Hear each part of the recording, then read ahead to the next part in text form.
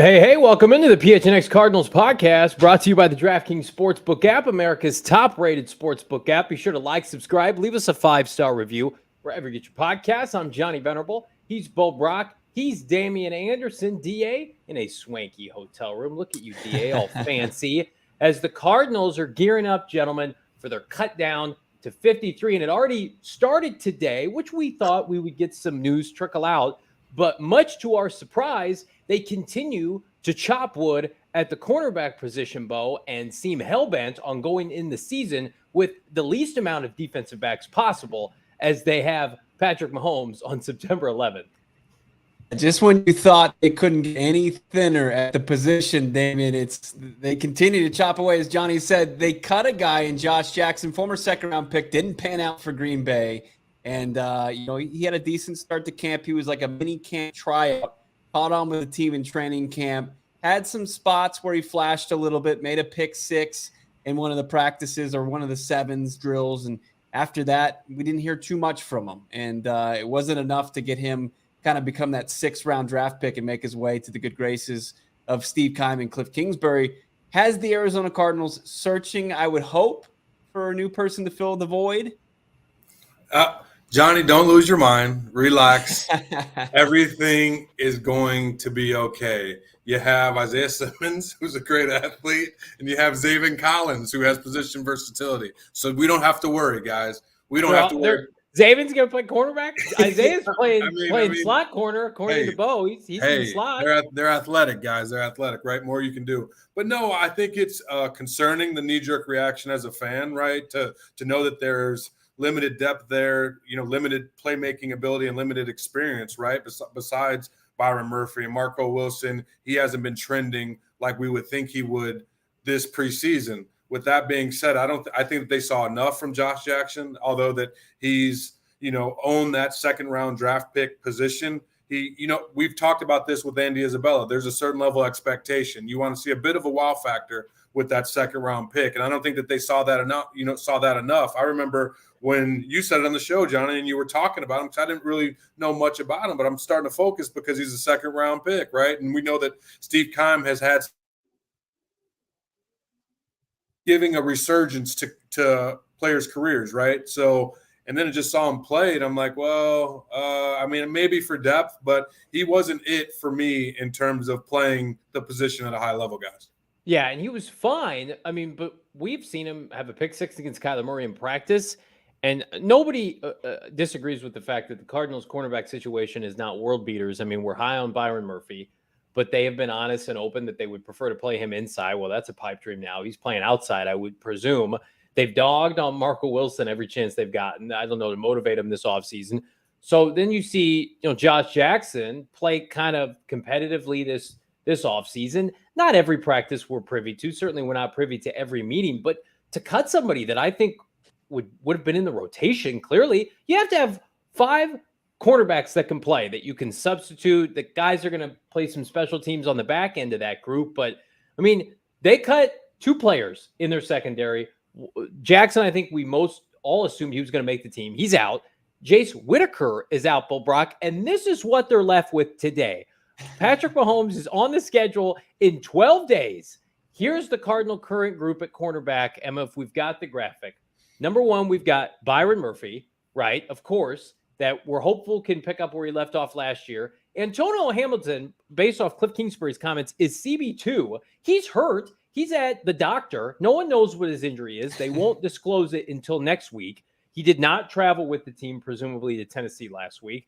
So TBD on what's going on with Antonio. Marco Wilson we've all assumed he's going to play a lot, but they've given every opportunity this offseason to say, hey, he's got to do better. He's got to do better. Well, he's CB2 right now. So by default, he's going to play. And then Christian Matthew, a 7th-round pick who none of us knew when they drafted, right? And he's had a nice preseason, but he's been playing in the 4th quarter of preseason games. And he's wearing an E.S. Williams old number at 35 to boot. So, Bo, you look at that group, and it's like, how haven't they traded not 1, but 2 corners and claimed somebody? Yeah, I don't think he's going to be wearing 35 actually when the regular season kicks off. It's I just hope training camp number, more respect on Aeneas's name, a guy who has a bust in Canton, just an absolute legend as far as the Cardinals go. But it's really intriguing what the heck they're doing. I don't know. Does it give you any confidence that there's a plan in place, that they're just trust? I mean, last year they rode with their guys that they had in place, right? They didn't go out there and make a move. They tried to bring in Malcolm Butler, and the reports were he got outplayed in camp and decided to hang him up instead of get demoted, and then tried to play again this time around and couldn't make it on the Patriots roster. So, what do the Arizona Cardinals do? Do they have a plan in place? Were the reports, from a couple weeks ago from your boy at 98.7 who blocked me, is that going to finally happen? Is there going to finally be a deal? Yeah. Oh, I mean, what's the point? You're a big deal, bro. You're a big deal. You're a big deal, bro.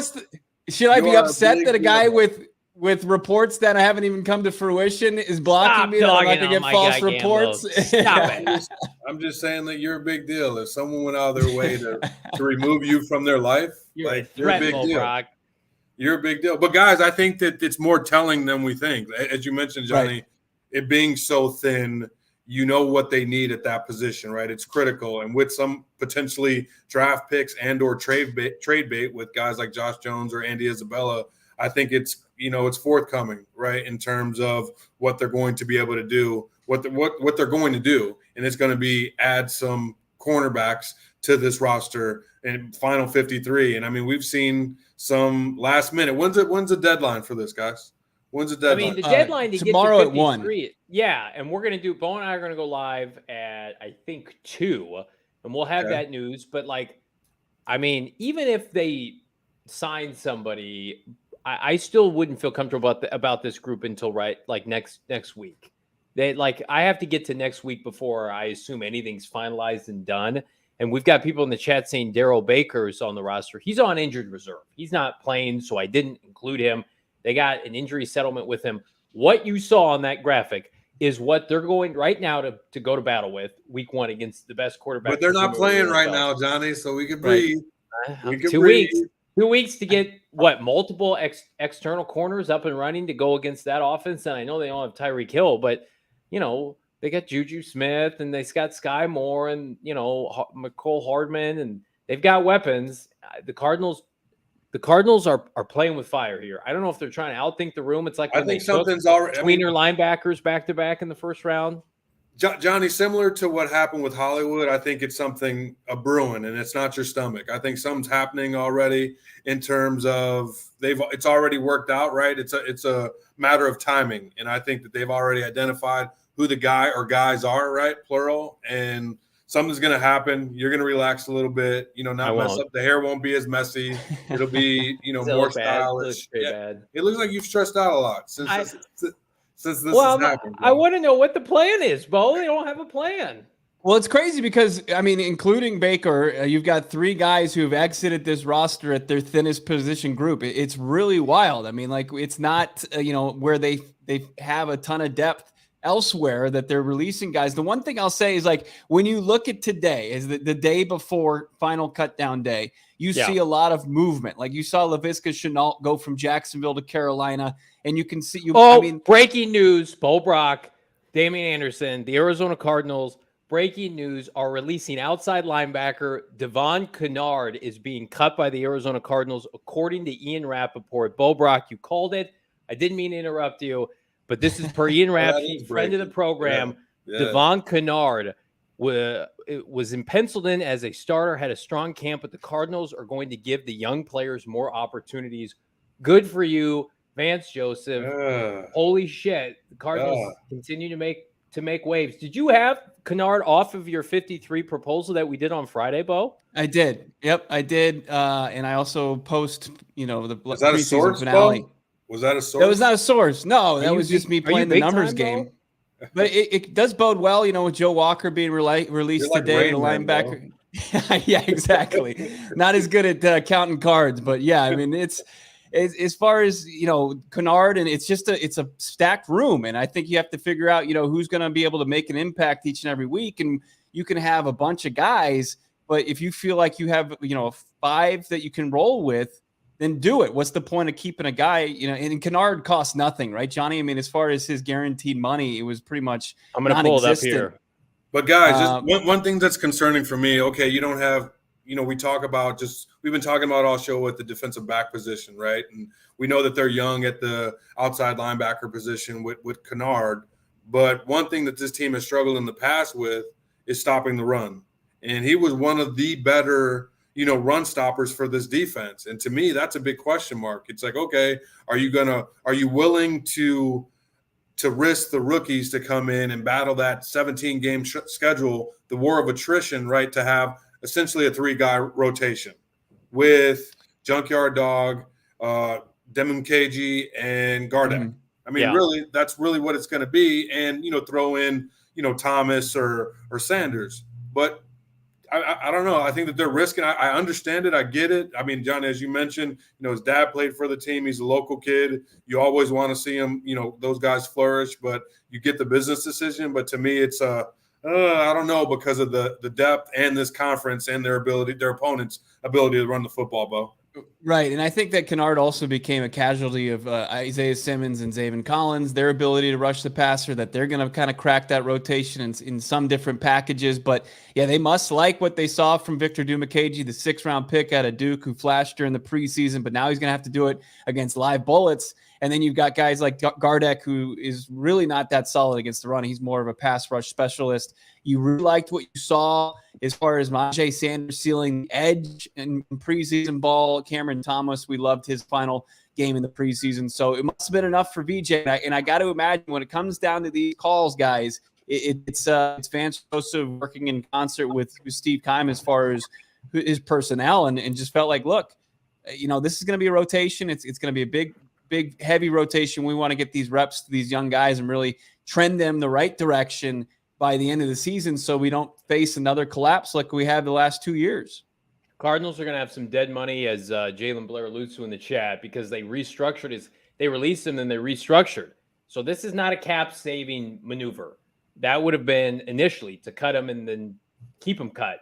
They brought him back expecting him to make the team, and he just was outplayed. This is a version of, at the end of the day, a veteran guy who didn't make a lot of money was not worth to keep around. And that's as blunt as you can be. And the NFL, Damon, you know this, it's a cutthroat league. And they're swallowing, I think, $1.8 million in dead cap, potentially on overthecap.com. And they can eat some dead money. They don't have a ton of it. But this, to me, speaks volumes to, number one, shit's going to get figured out with Marcus Golden. You don't cut Devon Kennard if you feel like Marcus Golden's going to be out. Probably going to get him an extension, hopefully a quickie extension sometime soon. You saw Cameron Thomas kick the crap out of the Titans on Saturday night. I know that was against 2s and 3s, but I know. But I just one where he just walked over to the quarterback. There was like nobody. Here's what, but they're with Devon every day, and they see the explosiveness in the young guy, and the future is now. And so I will eat crow here, because I thought we were going to give Zaven Collins, Isaiah Simmons 2.0, but maybe a pass rusher. Think less, explosive, who's got it, who doesn't. It's good news for Dennis Gardeck, who I would assume Bo and Damien probably slides into that starter role, at least initially on paper, right? He's probably your starter to begin the season against Kansas City. Then it's up for grabs. Like, who's the hot hand? Who's going to start racking up sacks on 3rd down? Who can help apply that edge pressure? But, that was one move that we had alluded to, but then he played well against, who was it 2 weeks ago? Baltimore at home.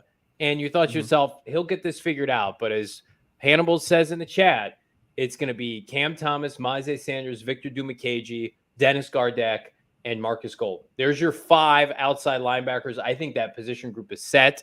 I think they'd be crazy to cut Victor Dumakaji now unless they've got somebody else in mind. To me, you have to carry 5 outside linebackers, because with the rookies, you just don't know. And with Dennis Gardeck, being undersized. I don't know if I trust him. And his impact on special teams, Johnny. Like, I mean, really, I mean, that dude plays everything, and that's kind of how. Whereas Devon does not play special teams. Correct. And that's why I like Damien potentially being the starter there because of Gardak. I think he'll come in maybe situational, right? Those pass downs, because that's where he's successful. And Damien just shown that he's a monster and matured from, last year to now. We've got It'd be huge for Steve Keim. Yeah. Go ahead, what do you Bo. got? We've got the tweet here from Ian Rappaport. Emma's got this pulled up, Bo. There it is. After drafting 2 outside linebackers, pretty much what Johnny was talking about. Devon Kennard, it's penciling as a starter, strong camp, but the Cardinals are going to give the young players more opportunities, which, I think this fan base has been pounding the table for, guys. I mean, this has got to be kind of a breath of fresh air unless they're going to go out there and sign somebody, which I don't think is going to happen. I mean, if they're going to make any additions, it's going to be in that defensive secondary. Maybe even an old familiar face. We'll get to that a little bit later. But and best believe, guys, like if no one signs Kennard and there's an opportunity for him to come back to this team, he's going to get that check. You know what I mean? He's not far. He's a local kid. He's going to. Let me throw something out there. What if they're talking to the Chicago Bears and there's a Josh Jones, Robert Quinn trade to be had? I know they're saying they're playing the young guys. Could this? Because we talk about Josh Jones, he's not playing, he's not starting. He's a hot commodity right now. I had an engagement with a Cowboy fan writer before the show about, hey, goddamn, Josh Jones is looking good. His preseason's been on fire.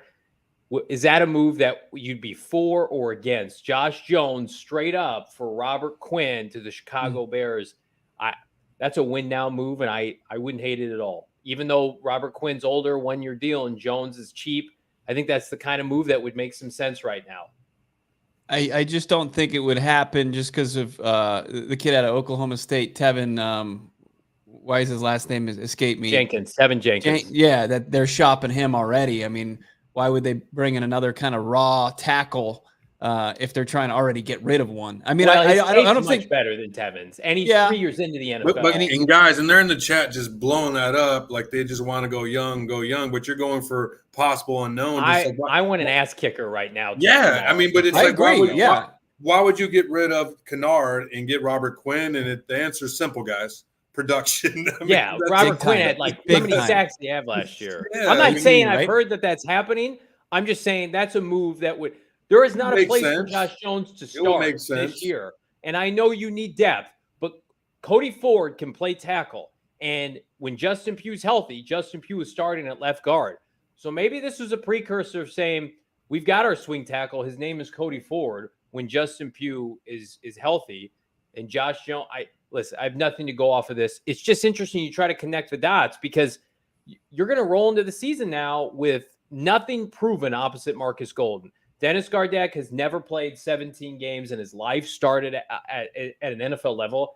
Victor Dumakaji was a 6th-rounder. Give him credit. He's balled out. He's going to probably make this team. And then you've got 2 third-round rookies. One of them played at San Diego State. One of them played at Cincinnati. Now, granted, Cincinnati was a Final Four team, but still, to me, we've talked about that position group all offseason, and outside of the 2 third-round picks that they spent, they haven't done anything to address that position. That was one in March. Like, get a pass rusher, and they never did. And now you just released your starting edge rusher opposite Marcus Golden that you took time to bring back. He has had a bad camp. I don't know. Crazier things have happened where the Bears themselves, Justin Fields looked damn good over the weekend. You got to keep him upright and protect him. Why not take a step back defensively to take a step forward offensively with Justin Fields? Yeah, I just don't think it's a match as far as Jones for Quinn. Could he be part of a package? Sure, but they're going to be looking for draft picks. They're going to be looking for picks. And look, I'm not saying that they shouldn't be in pursuit of Robert Quinn. I mean, I think it makes a lot of sense that, why the Bears would part ways. And if they do, Arizona Cardinals should be one of the ones picking the phone, making calls. And Fields needs receivers too. So possibly Andy, Josh Jones deal. Ooh, yeah, now we're talking, DA. Hell yeah. Now we're talking. We got a lot of stuff. This show's already hot and heavy here, and we're excited about it. I got to get a read in, though. And the wait is almost over. You guys can feel the intensity. The new football season is about to begin. Get ready for the NFL Week 1 action. Download the DraftKings Sportsbook app now. Use that promo code PHNX. Get $200 in free bets instantly It's our best bet on DraftKings. I love it so much. I did it last year when I signed up. When you place a $5 bet on any football game, that's promo code PHNX, only at DraftKings Sportsbook. Again, Cards money line, Cards, -3 against Kansas, or excuse me, +3 against Kansas City. That can be your bet today if you haven't signed up with DraftKings yet, which is an official sports betting partner of the National Football League. Minimum age and eligibility restrictions apply. See show notes for details, gentlemen.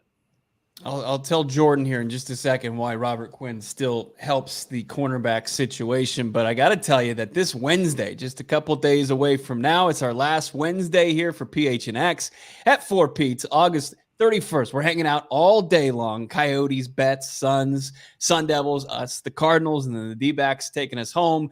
Bat cleanup. Speaking of last Wednesday, we're announcing the next winner of our Toast of the Month sweepstakes. That means one winner will get a $50 Four Peaks gift card, PHNX shirt of their choice, a PHNX annual membership. Just go to gophnx.com. You still got time to get into the sweepstakes. Click the link in the show notes. It's on our YouTube channel here. Thank you for everybody tuning in. If you're going to enjoy that delicious nectar that is Four Peaks beer, got to be 21 years or older. Enjoy responsibly. Let's continue this conversation. I mean, Robert Quinn would just be a complete game changer for this defense, and it's because, you know, what we were talking about pre-draft with Damien, it's when you get a stout front seven, when you get pass rushers that can pin their ears back, it makes those corners, it can elevate their game. You can take pedestrian to below average guys, and they can cover enough when you got a guy.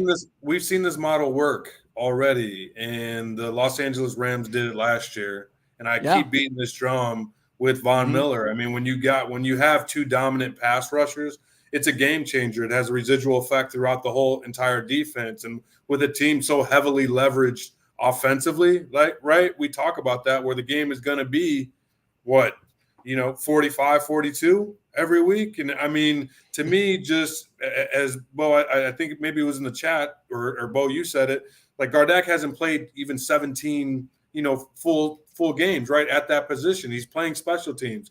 Dumakaji, a young talent, but 17 games, right? Like, I think that, are they okay at that position? Do you feel like 5 is enough? And don't get me wrong, I'm agreeing with the chat as well. They have to go cornerback. It's a priority right now, and I think it's already happening with the release of, Josh Jackson, whatever, the guy from Iowa. Yeah, with releasing him, I think it's already a matter of time. But I don't know how I feel about that D-line with the run opponents and how they've struggled against the run. I'm concerned that there are so many moving parts right before you play Kansas City. And you're potentially talking about bringing in a lot of external names. And you're entrusting a lot of guys who haven't started NFL games before. Like, Rashad Lawrence, he's a new defensive tackle that's going to be starting games for them. Zaven Collins has not started against Kansas City before and barely played last year. Nick Vigil's a new starter, right? They're going to have a new starter opposite Marcus Golden, whomever that is. Gardeck, Dumakaji, somebody else.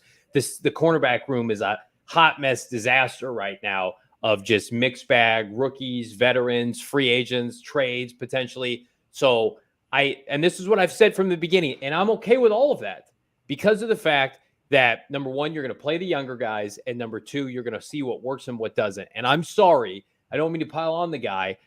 I have watched Devon Kennard play for this franchise for the last 2 years. He does not work here. It never worked, right? They signed him as soon as they could because he got cut from Detroit. That should have been the one glaring alert. Like, probably not the best move if he's cut from the Lions. And then they tried to play him outside linebacker, a position he'd never played before in a 3-4. He'd always been a 4-3 will outside linebacker.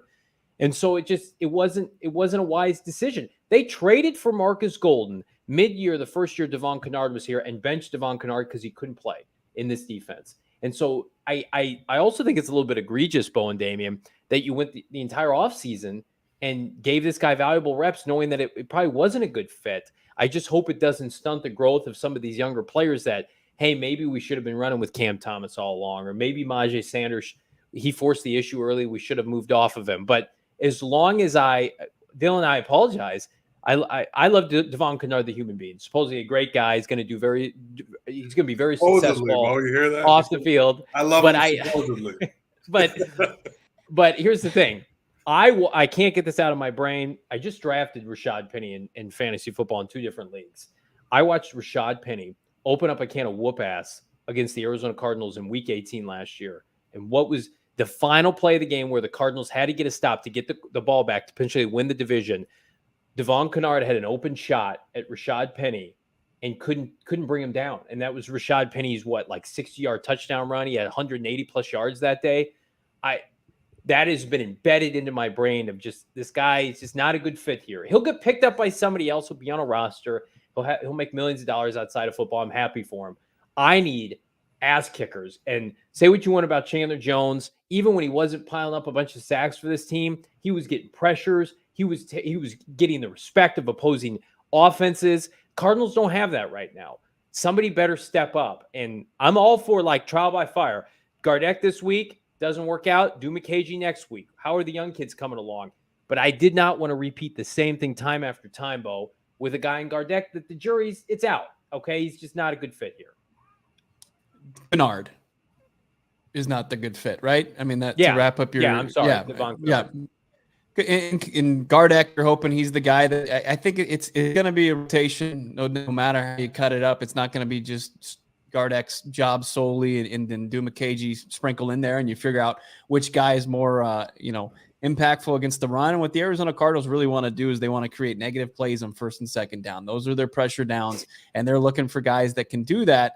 And then guys that they can rely upon as far as making those tackles, like you're talking about, Johnny, against big time running backs. And they just feel like, look, we've got guys who are similar profiles, and we just don't need, Kennard's the odd man out. We feel like, hey, he can go and he might be able to catch on somewhere else, or he might just say, hey, it's time to hang him up. I had a good career. So I think probably both sides are a little bit more comfortable with this. Kennard, he was very, very candid as far as where he was. He liked this room he was a part of. But I'll tell you this, in training camp, in practice, there wasn't an overwhelming amount of snaps given to any of these guys. I mean, everybody was getting in there, and it was a solid rotation there. So there's not going to be somebody that's just going to be too green going into this.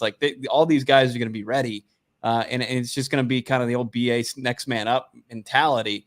It's just Kennard. It was kind of his to lose, but really he was on very thin ice. Even when he was really did he ever given the job? He was brought back. But it feels like he was the guy by default because of the fact they didn't make another move, DA. But I do think it was the play of these young players, McKagey and Myles Sanders and Cameron Thomas in particular, that forced GM Steve Keim's hand, assuming they don't go out and get a Robert Quinn.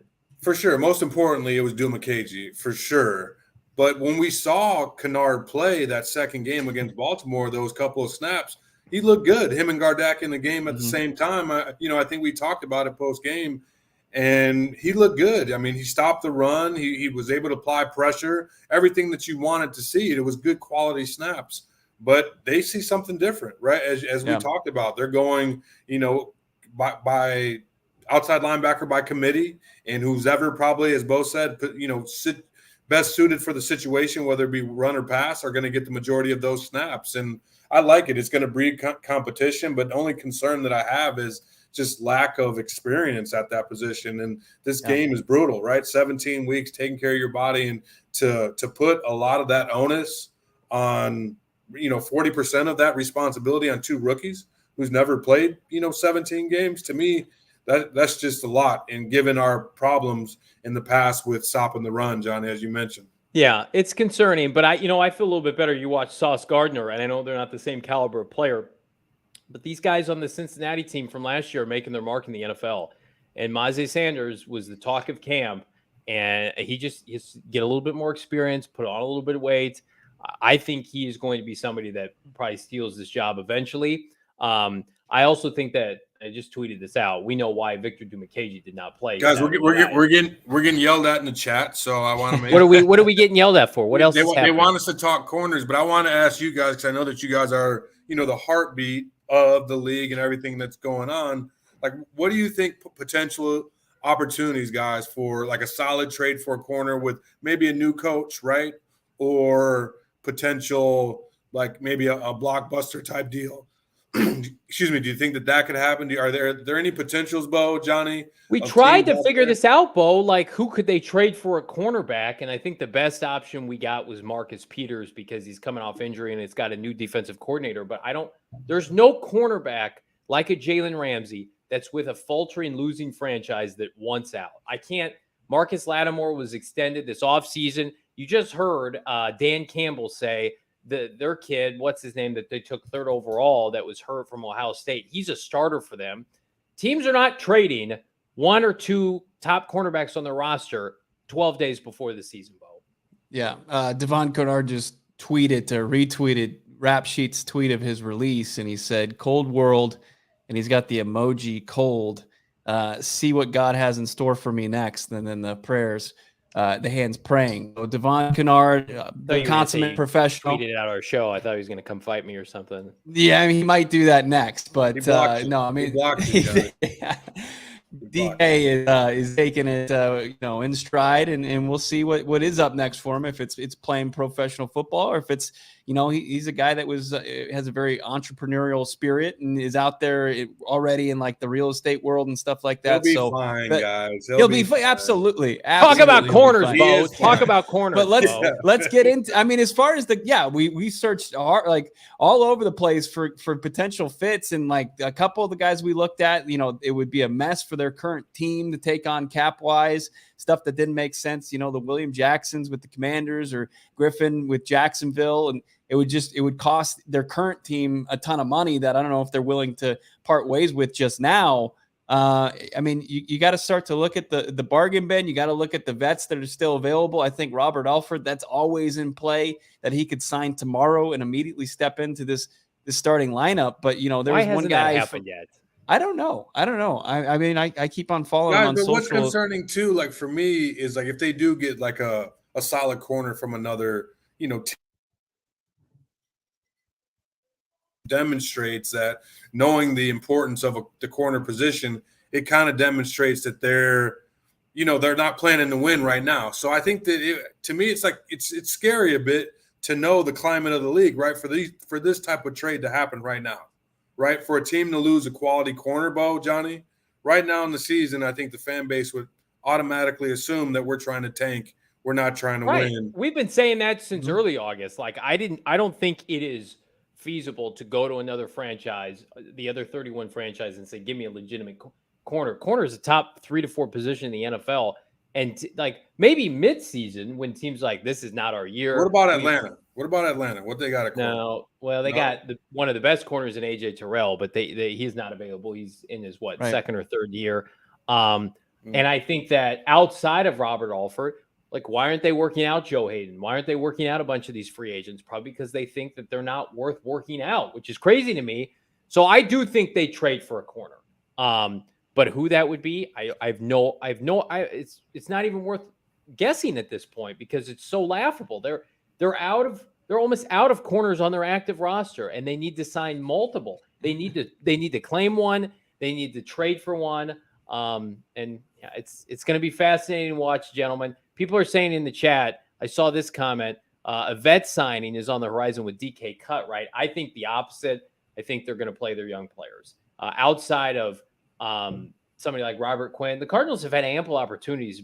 There were a ton, unlike corner, there were a ton of free agent pass rushers that they could have had this offseason. A ton of them. And they didn't have any interest in anybody. Could have drafted George Karlaftis at 23.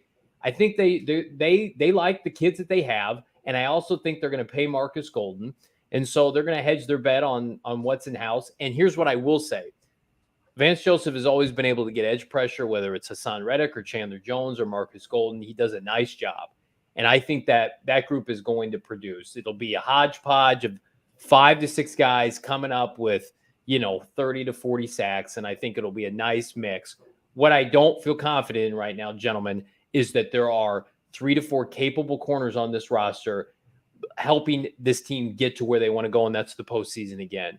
I have watched this Cardinal team load up offensively, and rightfully so, but they play so many elite quarterbacks this year. They play Tom Brady and Russell Wilson and Matthew Stafford twice and Patrick Mahomes and Derek Carr. And they're going to go to bat with, I like Marco, but he's had a rough camp. Byron should probably play inside. That's it. That's what they got going right now. It's a scary place to be for Cardinal fans. If he's got an ace in his sleeve, now would be a hell of a time to pull out that time signing, Bo, that we have not seen yet this offseason, by the way. Yeah, and I see 91 Claycomb come up with a couple ideas. Jonathan Jones is a guy who plays kind of on the inside. He's kind of a slot corner. But I think at this point, you take anybody. A warm body, it doesn't matter that you want Byron Murphy to play inside or outside. You take a guy who can just play corner in this league. And, maybe you pick up the phone and talk to Bill Belichick and say, hey, we got that guy that you probably scouted at UMass a couple of years ago. He was on full display this preseason. But yeah, I think that they need to. I think now you can't just kind of look at what you want Byron Murphy to play. He can play outside, that, but he's more comfortable inside. You get him, you mix it. You've got Isaiah Simmons in the mix. If you can add 1.5, 2 corners to this mix, you feel a lot more comfortable in the next 13 days leading up to the season opener against the Chiefs. But it just seems like we're just in the hurry up and wait mode. It's been a long off season. I'm sick of waiting. It feels like we're in the 10th round of fantasy football, and you don't even know who the hell to pick. You're like, you're just going through like, he's taking. That's what it feels like with the Cardinals. Find a defensive back, like you said, like what's out there, what's available. And I just kind of go to Humble. I think Humble Rumble in the chat. He said that Isabella looks like he grew up a Cardinals fan. that could not be a more truthful statement. I hope it works out. We've gone this far, almost 40 minutes. We haven't even talked about Andy, Bo. Well, here's what I'll say. I mean, it's during the season last year, you saw the aggressiveness with Steve Keim. He goes out and he gets Zach Ertz, right? But then it's pretty quiet after that. But you see guys like Stephon Gilmore move from the Patriots to the Carolina Panthers, Von Miller, as we talked about earlier. Like, you can't be out on those deals anymore. You have to continue to be aggressive, like Michael Bidwell anticipates his general manager to be in the next coming weeks and beyond that. So, it's nice to hear, but, actions are going to be a little bit bigger than words here. We need to see a move soon, I think, for this team to prepare for, one of the most potent, if not the most potent passing attack in the entire league coming week 1. Familiar face tweeting back and forth with the current Arizona Cardinals. So we got word before the show that Tony Jefferson had been cut by the Baltimore Ravens. He plays safety, doesn't play corner. Probably not great in coverage, but has always been a quality player, and Cardinal fans very fond of his time in Arizona. We've got this tweet from earlier. This is Hollywood Brown, his former teammate in Baltimore, doing the wave emoji for our audio listeners. At Tony Jefferson, who did the smile, kind of half smile gif there. It's and a smirk, Johnny. Yeah. It's a smirk. I would not hate Tony Jefferson back because of the content alone. He is one of the realest dudes. DA, you've got a relationship with him. Hey, shit, if they're going to play Isaiah Simmons in the slot, you need another safety, right? Bring on Tony Jefferson. I mean, think about it, guys. Isaiah Simmons in the slot. You got Xavier Collins at outside linebacker. I mean, we saw him line up there, Bo. We saw him line up at defensive end, outside linebacker in this defense. So I think that probably played a part in Kennard. The Cardinals relieving Kennard of their duties. And yeah, Johnny, I don't know. Like I don't know if it's necessary at the safety position. We definitely need a corner, bro. Like, and that's period, point blank. We're past entertainment purposes. You need quality dudes that could come in here, play the game at a high level, and complement that offense, man. I'm looking to be entertained, and the best way to do that is to have some good furniture to sit in. So we're excited for all of you to check out how our friends at More Furniture have hooked up the entire PHNX new office, which is still under construction. You'll see it soon enough. New studio, new furniture, the whole 9 yards. And if you're interested in checking out Moore's Labor Day sale, all you got to do is visit morefurniture.com. And speaking of events, gentlemen, we have a tailgate extravaganza that I want to plug right now. When the Cardinals play the Kansas City Chiefs, we will be live at the Westgate in the Valley. $20, all you can get in Four Peaks beer. Be there, come party with us. We want to hang out. We want to talk shop with you. We want to talk ball. Bo will be there. I'll be there. Damien, Frank Sanders. Going to have a great time kicking off the NFL season before the upset win against the Kansas City Chiefs. But before you come, do me a quick favor. Everybody be happy and healthy. Go get a COVID-19 vaccine. They're free for everybody 5 and older. Those 12 and older are also eligible for a booster. All you got to do is visit azhealth.gov/find vaccine for a location near you. And I've got just some awful breaking news for Johnny that I'm going to drop on you guys in just a minute. But I want to tell you about more free stuff. Nice tease, Bo. I don't That's like right. that at all. I don't like Well, that. hang on. Let me just tell you about some more free stuff from our friends over at OGeez Brands. They've got you the Flavoring Life sweepstakes. One winner will receive 3 bags of their incredible gummies, including orange creamsicle, their tropical flavors, an OGeez hat, a PHNX shirt of your choice, and a PHNX annual membership. Sign up right now. Go to gophnx.com. Click the link in the show notes. Check out OGeez online at OGeezBrands.com and on IG at OG Brands. You can find their products, your local dispensary. You must be 21 years or older. Are you ready, Johnny? Are you sitting down? Are you going to be able to handle this one? It's just rough news for you because you are what many would call the ultimate Chris Streveler stan. Chris Streveler has been released from the former Arizona Cardinals quarterback has been released by the New York Jets. Just don't re-sign him, Steve. No. No temptation to get him back here with his noodle arm. I like the Cardinals quarterbacks now. Thank you very much. I never want to see Chris Streveler. Great. He played well for the Jets. Look, he got his ass cut. I'm sorry. He's not any good. Hey, speaking of noodle arm quarterbacks, can we talk about the funny news within the division? Yes. Crazy. Oh, yeah. We're here to grave dance. Crazy.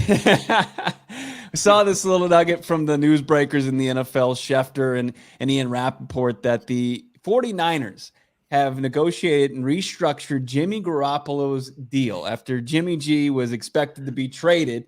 They were just trying to figure out how high of a, draft pick they were going to get for Jimmy G. We're getting 2-2s. Remember that? We're getting 2-2s in March. But Jimmy G, his agent, who deserves an absolute raise and is probably the GOAT right now in the league, he got his guy a 1-year restructured deal with a no trade clause and a no tag clause come next year. So they can't franchise Jimmy G after the year. And he gets worth $7 million with a max value of $16 million. Jimmy Garoppolo, LOL. Unbelievable that the 49ers. How are you feeling about those who've maybe drafted Trey Lance in your fantasy football leagues? Are you feeling comfortable that you're gonna get a full season out of him? It doesn't look good, guys. I think that they saw Trey Lance perform in the preseason. Like, wait a damn minute, guys. Call Jimmy over here and let's work something out. You know what I mean? Like they know what it takes, and Trey they've seen the other young quarterbacks throughout the NFL just have some success, right, throughout the preseason, and we didn't really get a lot of that from Trey. And I think it's more question marks than answers, but you have some depth, you have experience, you have a winner in Jimmy G, and I think it makes sense, guys, right? I mean, they're I don't know what the saying is, but they're eating it right now, right, in terms of moving on from Jimmy G, and it makes the most sense to keep him right now due to the inconsistency at the position from Trey Lance, guys. It is Jimmy Garoppolo, LOL. And here's what I will say. Kyle Shanahan's going to go in front of the media tomorrow, and he's going to downplay all this. Do not listen to a damn thing they say. Actions speak louder than words.